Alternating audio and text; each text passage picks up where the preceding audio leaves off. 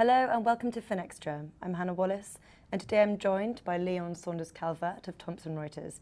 We're going to be discussing corporate strategy. Leon, thank you for taking the time to speak with us today. Thank you. Firstly, how can organisations future-proof their long-term strategy? So thinking about the corporate space, Thomson Reuters financial and risk business has a big focus on servicing our corporate customers, particularly those professionals in the corporate strategy space, looking at potential corporate actions which will fundamentally change the strategy and the performance of their business going forwards. There is no magic wand, future-proof way of managing that process. But what you can do is you can arm yourself with the tools to give yourself a much better chance at success. Those tools include, of course, making sure you understand your market, the market that you're in, extremely well, making sure you understand your competitors, and making sure you understand your customers and the changing market needs around your customers as well. I think that Thomson Reuters has had a big focus on creating a single platform approach of bringing all of our content, whether that be real-time securities pricing or referential securities pricing, company referential information, financials and estimates, performance indicators, and macroeconomic indicators, quite frankly, and indices, all into one place to allow for a single platform to give you that access to the market's information, the company's information, your competitors, and your customers in the process. And if a company decides on a deal-making strategy, what are some of the risks they need to consider? I think that's actually particularly pertinent at the moment, because if you think about the importance of really innovative deals, of buying perhaps companies which are outside of your core industry in order to gain, technology expertise or real competitive advantage in new ways, particularly around technology, then focusing on the risks associated with that becomes really important. Risks are important in any deal, but it becomes particularly nuanced when you're looking at new industries that you might be buying into. And of course, understanding the location of the target company and making sure you understand the risks associated with doing business in that country and the legal implications of that are really important, and having data associated with that to give you a heads up on what that looks like. Understanding the companies specifically that might make up a target list, looking at their financials, looking at their performance over the last few years, making sure you feel that they're going to meet the requirements that you have, and quite frankly understanding the real IP that they have and whether it's going to make a difference to you, and whether it syncs well and brings synergies with what you already have.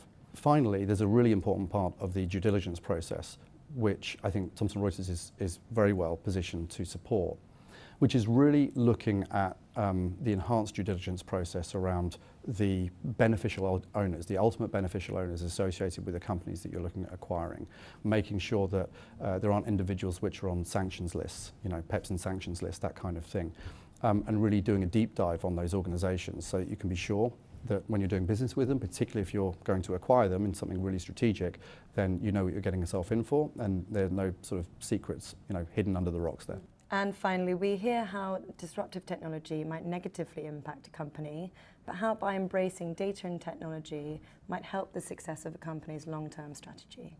So I think that it's an interesting one. Technology and technology disruption, I think, is a reality, and you can't ignore it. So ignoring, those changes, those disruptive impacts or potential impacts, is not an option. I think you need to be part of the game, and you need to figure out exactly what technology capabilities are most useful for your organization and are most likely to fit with the problems that you're trying to solve, both for yourselves and for your customers. That's the critical thing you need to start with, and then figure out what technology assets and capabilities and knowledge you need. And to that end, I actually think that the focus on hiring people who have a really good understanding of both technology and have strong commercial acumen so they can understand how to bring those things together is going to become more and more important and more of a focus of lots and lots of companies.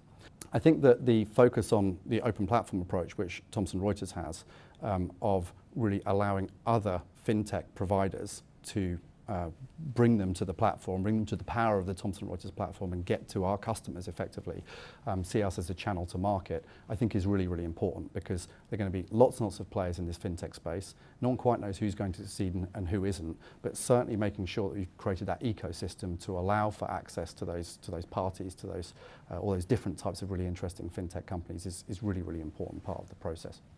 And there are a couple of really important parts of that which I think are worth highlighting. One of which is the focus that companies have on making use of their own data.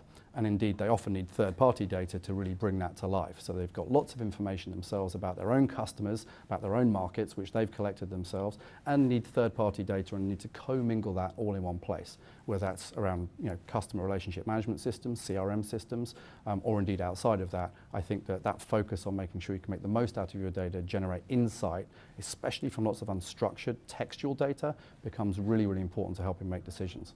And to that end, the big data set of capabilities that we've really brought to market, which focus on stitching together these disparate data sets which come from different sources, becomes super important as part of that process, because it means you can see the whole data set as one big data set, as opposed to lots of individual disparate pieces which you need to search on and screen on individually. So making really good use out of all these different partners, all these different players in the fintech space, bringing it all together, stitching it together to allow it to be useful and generate insight on behalf of our customers is what we're focused on. Leon, this has been great. Thank you very much. Thank you very much. And thank you for watching.